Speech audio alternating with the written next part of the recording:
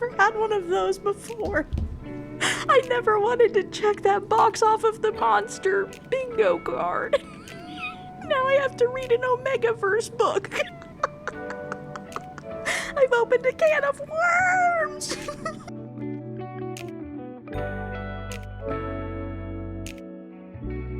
Hey, thanks so much for clicking on the video. My name is Kaylee, and this is Read, Rant, Review. I read books that you guys vote on, and then I give you a beat-by-beat, chapter-by-chapter breakdown of said books. The last week or so, we have read some absolute insanity.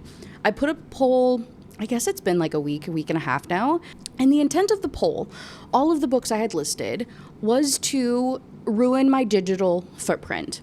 So the first one that we covered last week, if you're keeping up, was about a World War II super soldier who turned into a fork and had to find love to become human again. It was great. It was a lighthearted, fun time. The second book that we covered later in the week might have been the most horrific thing I've ever read in my entire life. It was about a woman who fell in love with a dinosaur. Like, that's it. Not a shifter, not like anything, like a legitimate dinosaur. And it was gruesome and really, really bad, like nauseatingly bad. And I'm so sorry that we all had to suffer through that together. So today we are covering the last book that was in that poll called My Gargoyle Protector. And I don't know about you, but I really liked, that sounds weird when I say it that way. I really, really liked that gargoyle cartoon show. Was that on? What channel was that even on? Yeah, the Gargoyle TV show from 1994. It was on Disney Channel and Toon Disney. Okay, I thought it was on Disney. That is not what I remember those people looking like. Anyway, I always thought the main one was hot. Hear me out. Whatever. Don't judge me. If you're on my channel, you should already know what to expect here, right? So when I came across a gargoyle romance, I said, oh, I'm willing to check that one out. I'm keeping an open mind here. So I have not read it. It's only 64 pages long. It's called My Gargoyle Protector by Winter Randall.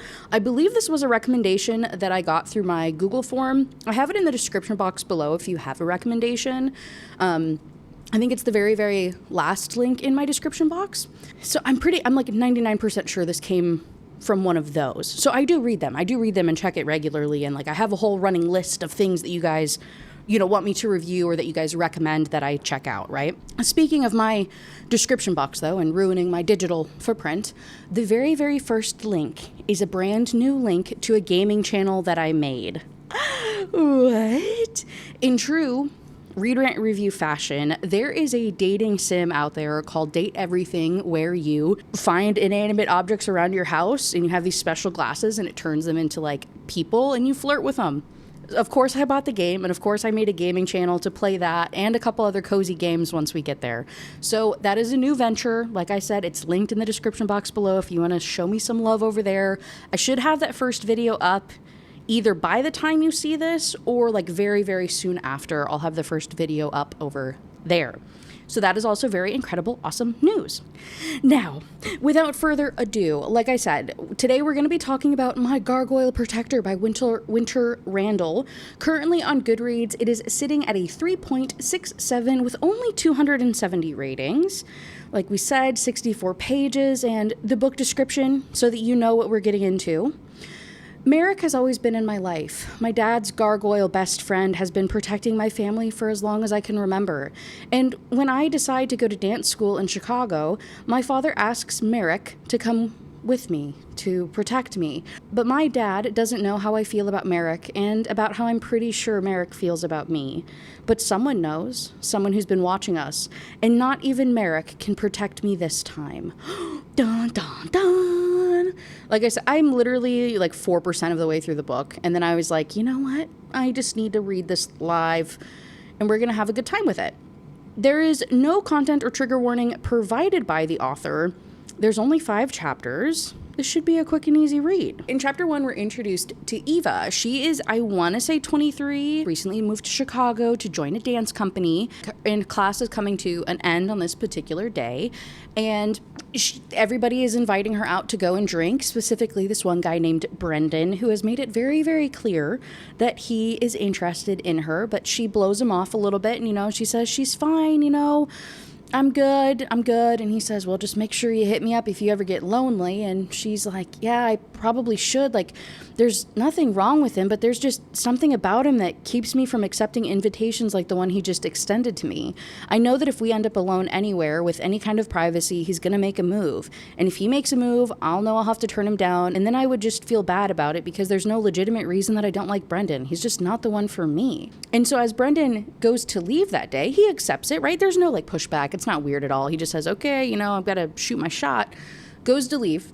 Gives her a little kiss on the cheek that's like a little corner mouthy touchy, you know what I'm saying?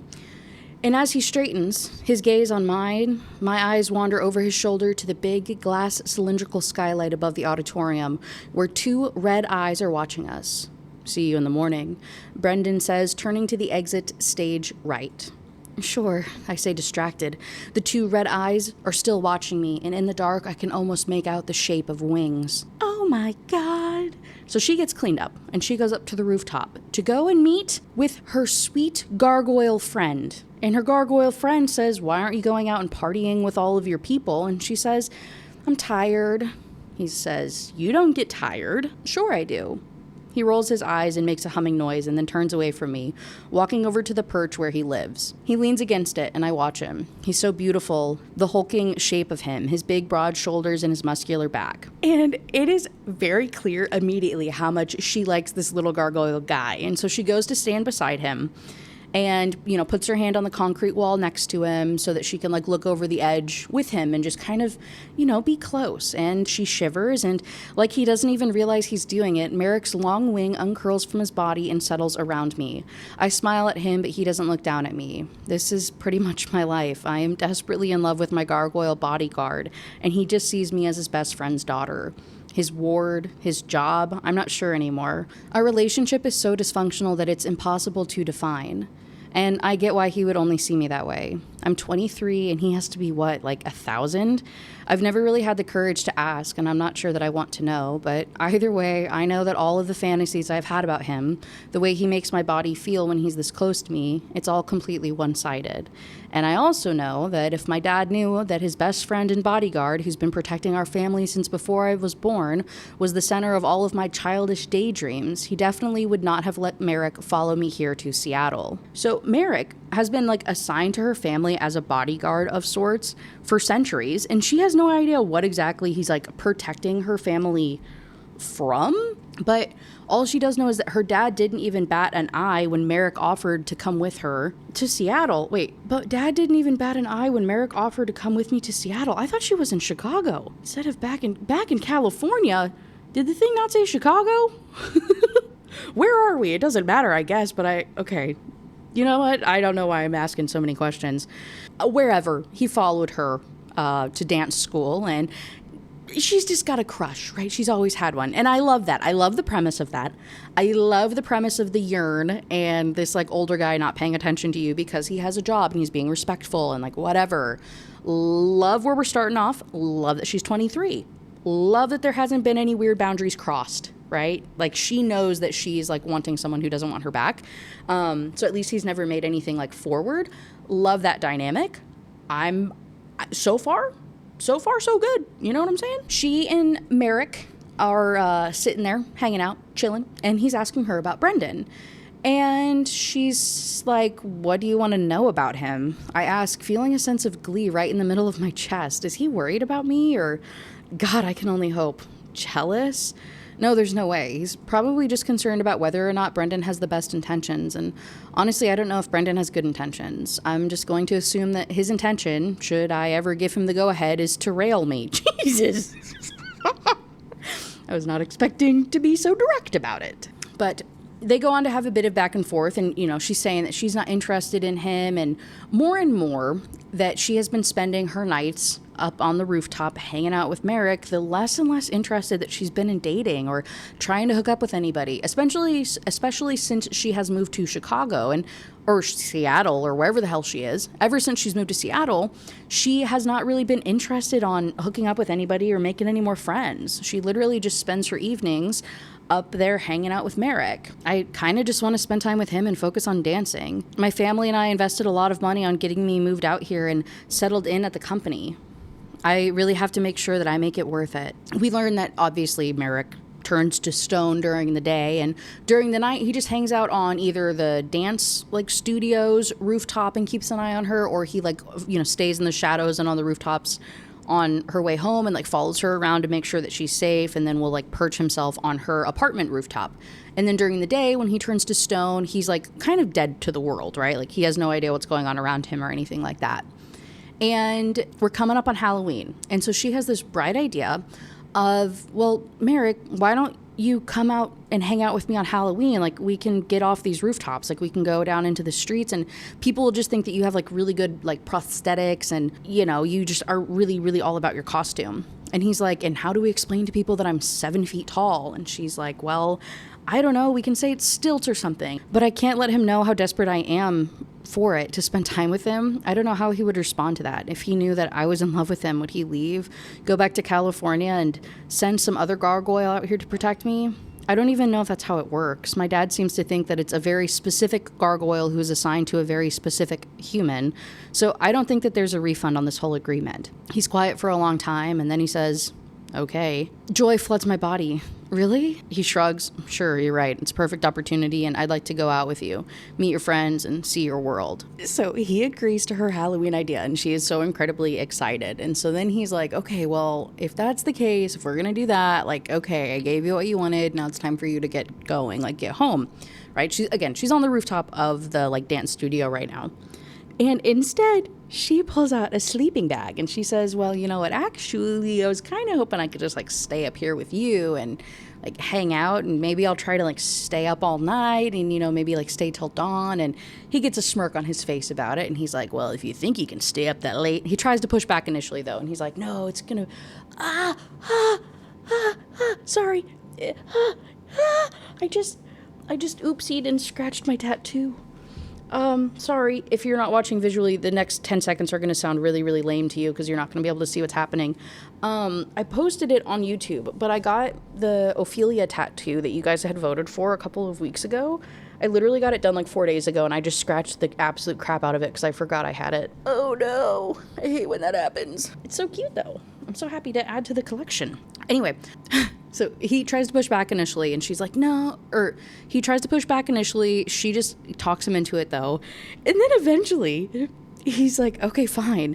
And he sits down beside me, his bat-like wings unfurling against the concrete roof. He always wears a pair of jeans and nothing else, and I don't even know where he gets them from.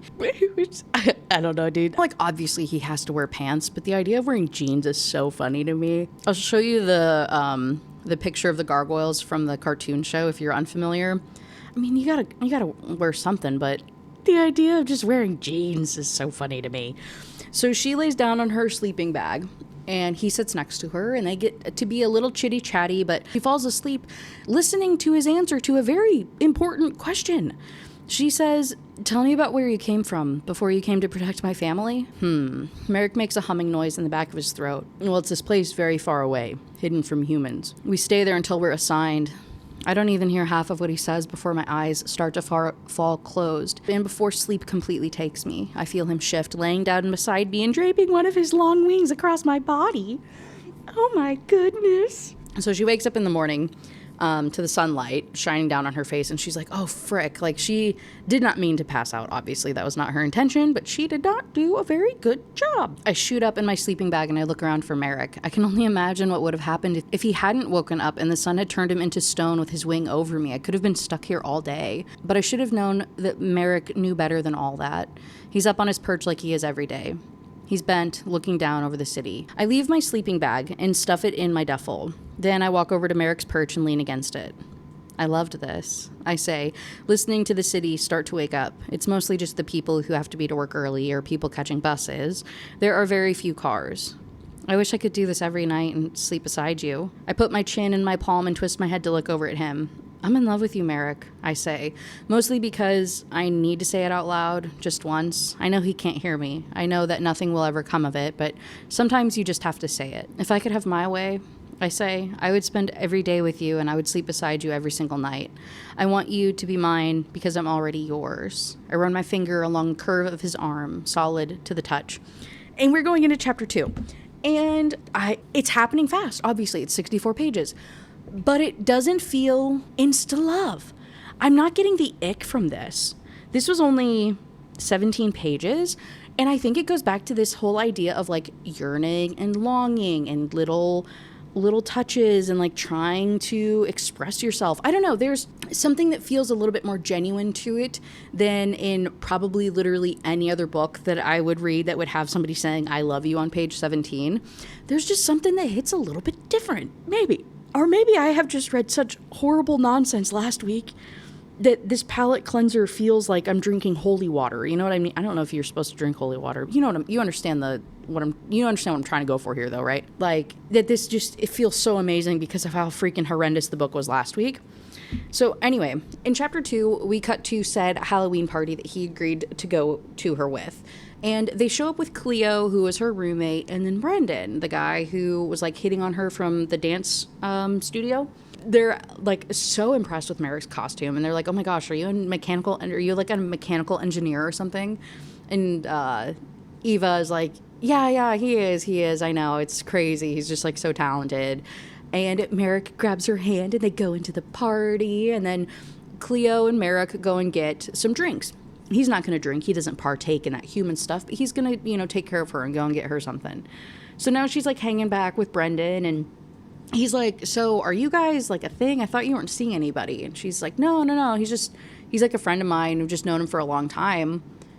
Brendan says, "Okay, so you met him here?" And she's like, "No, I met him back in California." Brendan says, "So he moved here from California to Seattle to just be friends?" She's like, "It's not really any of your business." And he says, "Not really, but it kind of would have been nice to know that you're not interested in me because you're seeing somebody else and not just because like I'm lame or something." "Okay, you want the truth?" I ask him. He sits up straight on the couch and looks at me. "Yeah, the truth would be great." "Okay, Merrick is the reason that I haven't wanted to go out with you." "Really?" "Yeah, if I'm being really honest, I have feelings for Merrick, big ones, but I don't think he feels the same way, so I haven't done anything about it. I'm just sort of holding out. I really like you and you're so nice. It's not that I wouldn't want to date you. I just know that I'd be wasted on anyone else. It wouldn't be right of me to go out with you when I have feelings for him." He nods. "Yeah, I totally get that. You're right. I appreciate it. I prefer you not lead me on and then dump me when you find out that your guy over there's in love with you." "There's no need to worry about that because he's definitely not in love with me." "You're kidding, right?" "No, I'm not kidding." He nods his chin over my shoulder, and when I take a look, I realize that I've got the full weight of Merrick's stare right on me. I really hope everyone here just thinks his bright red eyes are really good contacts. "I think I'm gonna go use the bathroom," I say, pushing off the couch and rushing away. I don't know how much longer that I can do this. The way that Merrick was just looking at me, am I supposed to think that that's completely innocent? Maybe Brendan has a point. Merrick insisted on coming with me to Seattle. Why did he do that? Would it be weird if this big ancient gargoyle who I've known since I was a kid had feelings for me? And is all of this just a moot point if I don't make a move? If I don't tell him how I feel? Oh, and then we get creepy, not good times. So like I said, there was no trigger warnings for this content, and I'm reading this fresh with you now. So I'll just quick summary. She gets approached in a hallway by a creepy guy. Then Merrick appears at the mouth of the hallway and confronts him, which is, I would expect nothing less, but I still don't want to read some of the things that I just had to read about this confrontation with this creepy dude. But I do love this part because Merrick says, "I think she made herself very clear," and has his hand wrapped around the guy's neck and shoved him against the wall beside me. He gets in the guy's face, baring his teeth, baring those two massive canines in the front of his mouth. "Apologize to her," he says, but the guy can't apologize because he can't speak or breathe with Merrick's hand wrapped around his throat. Under the white clown makeup, I can see his skin starting to turn red. "Merrick, not here," I hiss, wrapping a hand around his arm. His gaze shoots over to me, eyes red and glowing. If anybody other than this idiot was paying attention, they would figure out that Merrick is not wearing a costume very quickly. His eyes shoot back to the clown. "You're going to go home, and you're not going to speak to another woman on your way there, and I'm going to be keeping an eye on you. If I ever see you again in the proximity of a woman who looks like she doesn't want to be around you, I will rip you limb from limb." Which I love. I love when abusers get abused. Yes, king. You can threaten this man's life. So he drops the guy. He drops him to the floor like what was it in the dinosaur book last week? A sack of flour. Oh my goodness. And then he picks up Eva, rushes through the house. They rush outside and he finds like a little alleyway around the corner where nobody can see them. And he jumps up into the air and he's like carrying her, carrying her through the sky. And she says, "Where are we going?" He says, "Just hold on, we're almost there." And he takes her to his home. What do you mean this is your home? You live on the roof of the Mercer building. How long have you had an apartment? Not long. I haven't had an apartment long. I had your dad pull some strings for me and this has been here for just a couple of days. Why? Because I heard you. I'm kicking my feet and giggling. Because I heard you, he says, and I just stare at him. He heard me? What does he mean? He heard me. What? On the roof. When you said that you wanted to spend every night with me. Are you serious? You heard that? I didn't know that you could hear me. I sort of put that together, he says. He doesn't let me back away. He stalks toward me when I try. But now that you know and I know, everything is out on the table. And like some cosmic joke at that exact moment, I back right into his dining room table, a barely there plastic thing that I think is meant for the patio. How is everything out on the table? His face loses some of its hardness, going soft. I heard you. I heard you say that. It's like he can't bring himself to say it, but I can. You heard me say that I'm in love with you. He nods, meeting my eyes and holding it. Yes. I'm gasping for breath. I can't believe he heard me say that, and that it's been days, and he never told me. I steel myself, buck up, and make it seem like I'm not nearly as affected as I am. So what? I mean, was it really that much of a secret? Yes, he says, and takes one more big step toward me so that his body, his big wings, are blocking all of the light. Yes, it was a surprise. I thought all this time, I thought my feelings were not reciprocated. And then he steps forward and takes my face in his hands, tilts it up towards him. There's a lot I have to tell you, he says, but the simplest thing is I need you to know that I love you. Ever since we moved here over the summer, having you with me all the time, I've always admired you, but until the summer, you were just my ward, just the person that I looked out for, but I have fallen deeply in love with you. I must be dreaming. How long have I imagined him saying these exact words? Kiss me, I gasp. This is so funny. It's like literally, I know. Don't look at me like that. It's literally like so rushing through everything. We're literally 40% of the way through the book already. It's just cute. I love this sort of thing. And then they go to, I'm assuming they're about to start hooking up. There's a lot of touchy-feeliness happening. Oh, and of course she's a virgin. I shouldn't be surprised. I'm still kind of upset. I don't know why the whole virgin thing has to be in so many of these freaking books, but he's very reassuring to her, and he's like not trying to rush anything, and is being very sorry, I really need to stop reading while I'm speaking. I was just about to say he was being very reassuring and everything was fine and it was a great conversation, but then he says, specifically speaking to her inexperience and why this means that they can't do anything physically, he says, "Let me tell you why effing you would be a very bad idea." His voice is dark and dangerous. To put it mildly, I have the size of your forearm. And if I were to take you the way I want to, I would split you apart. I also have a knot. No, please. We've never had one of those before. I never wanted to check that box off of the monster bingo card. Now I have to read an Omegaverse book. I've opened a can of worms.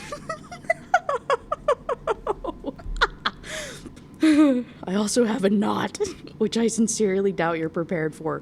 I want you so bad that the thought of you has me leaking into my pants. But I have to be gentle lest I destroy you.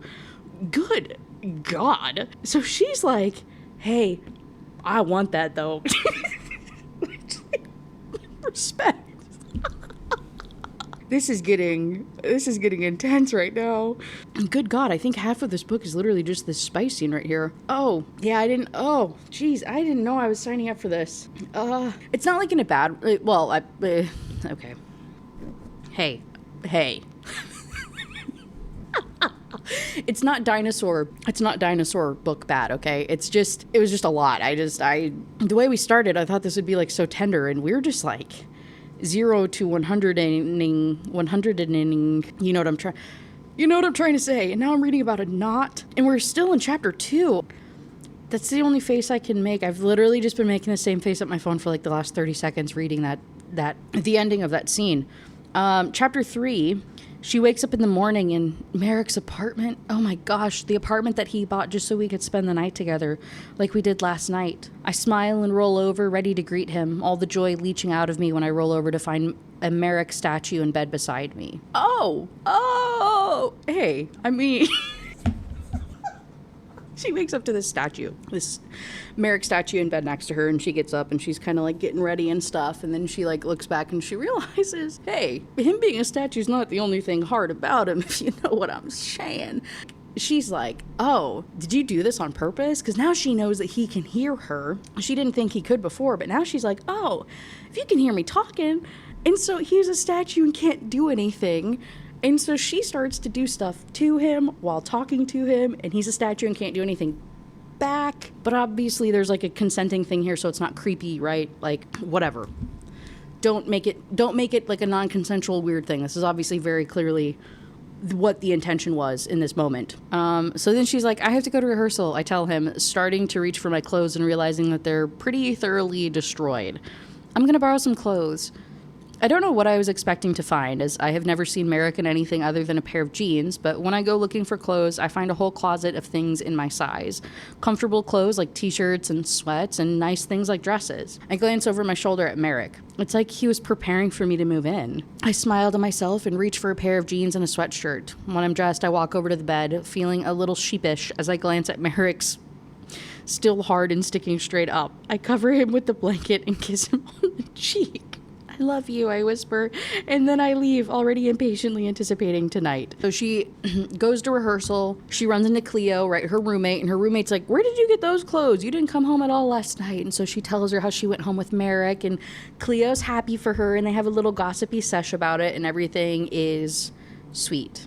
In chapter 4, after rehearsal, she goes up to the rooftop to go and wait for Merrick. She like does her hair, she's like does a little bit of touch up on her makeup, because she doesn't know how to get to Merrick's house, right? Like, he flew her there. She has no idea where to go, which I'm also like, wait, so how did you get to rehearsal then? You had to come out on some street and get an Uber. You should definitely know. I feel like you should have had some figuring it out. You had a phone. Anyway, it doesn't matter. The fact is, she's waiting up on the rooftop for Merrick. And after a while, a shadow falls over me and I smile, warm feelings erupting in my stomach as soon as I hear him land on the other side of his perch. I push myself up on the wall. Finally, I say, and then I realize that I'm not looking at Merrick. This person in front of me is definitely a gargoyle, but their skin is darker than Merrick's, their hair longer, their wings shaped differently. I back away from them. Who are you? The gargoyle smiles. Don't worry about it, princess. And then a hand clamps over my mouth from behind, and the world goes dark as I'm wrapped in gargoyle wings. Uh-oh. We are, in fact, at exactly the 70% mark, so I guess this is the third act, not breakup, but like the third act insanity, the big plot culmination thing. She just got by these other gargoyles. What the heck is happening? And so when I open my eyes, I'm on this stage looking out into an empty auditorium. And so she's on this stage. Merrick is there, like, chained up. She's in front of him and surrounded by these other gargoyles that had, like, confronted her on the roof or whatever. And he says, I've known Merrick a long time, and I know how strong he is. I need him. I'm not unchaining him until you've agreed to do what I tell you to do. I try to plead with Merrick with my eyes, try to ask him what I'm supposed to do, but he can't advise me. I raise my chin. They know they've got me. I can't run. They're faster. I can't fight them off. They're stronger. I don't have a weapon. I don't have my phone to call for help. I don't have anything. What do you want? I want Merrick to come back with me to my kingdom. In order to make that happen, I need you to first break the bond with your mate first. My mate? What does he mean by that? My eyes find Merrick's, but he's finally looking away from me, up at the gargoyle who's stalking toward him, and he just shakes his head. Please, take the gag off. I need to talk to him. I don't trust the two of you. Oh, and I'm supposed to trust you. I need to talk to him. I need to talk to my mate. The word feels natural coming out of my mouth, and I see Merrick's eyes shift to mine. He didn't tell me that there was any kind of mating involved last night, but it honestly makes sense. He is a creature from a different world, and there is the knot. Did the knot only happen because I'm his mate? Ew. So they take out the gag and he's apologizing and he says, I'm so sorry. There's so much that you don't understand. She says, then tell me what's going on. And the other gargoyle is like, you're serious? They didn't tell you who you are? They didn't tell you what you are? What do you mean? What am I? This is not the time or place, Merrick says. You're right. I say the time and place would have been last night when we were alone, but you clearly have things that you didn't want to share with me, so tell me now. Everyone is quiet for a moment, waiting to see what Merrick will do and what he'll say. Suddenly he says, you are a star. What? I mean that in a literal sense. You are a star. Your mother fell from the sky. And not just any star, the gargoyle beside him says. What the heck? What in the heck is happening? A little bit of back and forth, a little bit of drama, a little bit of whatever. Eventually, Merrick looks back at Eva and he says, where I'm from, I was a great warrior. I lied, okay? I said that my kind was assigned to protect humans, and that's not true. No one told me to come here. I came here because of a mating bond. It called to me, and it told me where you were. So I came here. I've known since before you were born that you were my mate.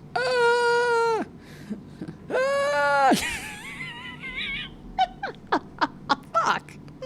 No! No! I don't like that. It's fine. I try not to think about the implications of those words. I don't even understand how that works, but I don't want to know. It doesn't matter at the end of the day. He's been protecting me since I was a kid, and it's always been him. My protector, my guardian, my bodyguard. But I left a duty behind when I came here, he continues. Our world was on the brink of war when I left, but if I had stayed and fought, yes, I should have stayed, but I couldn't. You know I couldn't. I had to go where my mate was, and I had to protect her, he says, looking at the other gargoyle.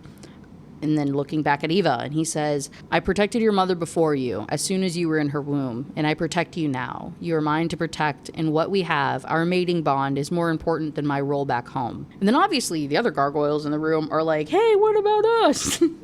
That's more important than your own kind, than your own people? And he's like, yeah. Actually, I said it with my chest and I will say it again. She's more important than all of you. But she, for one reason or another, is kind of upset about this. And so she ends up asking the other gargoyles. She's like, hey, but seriously, you said that you needed him? Like, what did you need him for exactly? I need him to fight for our people. I need you to break the bond so that he can come home and make things right. So what is it that you want me to do? I ask. Merrick grunts, his head lifting. Don't do anything, he says, his voice thick with pain. It's not just you, the gargoyle says, grabbing onto Merrick's hair and yanking his head back. It's not just you, this mating. It's destroyed us. The mating was meant to be between gargoyles, and now all the gargoyles have gone off to other kingdoms and other places to be with non-gargoyle mates. So then Merrick is like, okay, cool. So then, like, obviously then it's not meant to be. Like, we're supposed to be, like, that's fate then. Like, that's part of, you know, the bigger grand scheme of whatever, that, like, we are meant to go outside of the kingdom. And then the gargoyles get into a whole fight about that. So after this explanation, the gargoyles continue to have these, like, arguments back and forth about how,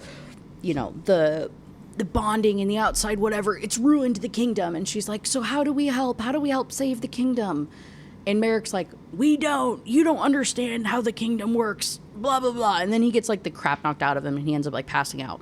So then the other gargoyles continue to try and bully her into breaking the bond with Merrick. You know, telling her, like, hey, it's really easy. All you have to do is reject him. Like, the what they say, physical bonds are, like, really easy to break in the beginning in order to give the woman a choice. So, like, literally all you have to say is, like, no. You just have to reject him and then it's good and we can take him home. She's like, why exactly would I do that, though? Like, you're going to take him away from me. And the guy says, well, you can either do that or I'm going to end his life, because I've seen too many of these mating BS situations destroy my people. So, like, pretty much if I can't be happy, you can't be happy. I watch the gargoyle's hand flex. He's gonna kill Merrick right in front of me, and there will be nothing I can do to stop it. No! I scream, squeezing my eyes shut because I won't watch it. I won't watch him kill Merrick. Behind my eyelids, I see a bright light flash, like when you tilt your head back to the sun, and the sun is right on the other side of your eyelashes. It's so bright for a second, like lightning just struck the stage. And when I open my eyes, I realize they've turned into stone. All 3 of them. Uh-oh. Chapter 5. 82% of the way through the book. This is our final chapter, guys. What is about to happen? Chapter 5. Chapter 5. So keep in mind, it's like the middle of the night when all of this is, not in the middle, it's like nighttime, middle of the night-ish when all of this is happening. And so they shouldn't be stone, right? Whatever the crazy lightning that happened on the stage was, turns them into stone. And so when she comes to, the one guy has like a knife, so the stone like kind of turned in such a way that Merrick is that way, but he's joined with the other gargoyle with the knife that was to his neck, and then they were like touching knees or something. And then there's a third gargoyle on the stage. So she doesn't know what to do. So she ends up calling the only people who could possibly help her with this, which is Cleo, the roommate, and Brendan, the guy that had a crush on her. She says, hey guys, there is way too much to explain right now. But we need to move this one particular gargoyle. We can smash that one and we can smash this other one, but we just have to make sure that we don't hurt Merrick, right? She kind of reveals that that's who it is. She's like, we just can't hurt him, okay? So like when we chisel the knife away and the knee away, we just have to be very, very gentle about it so that we don't hurt him. Okay, cool.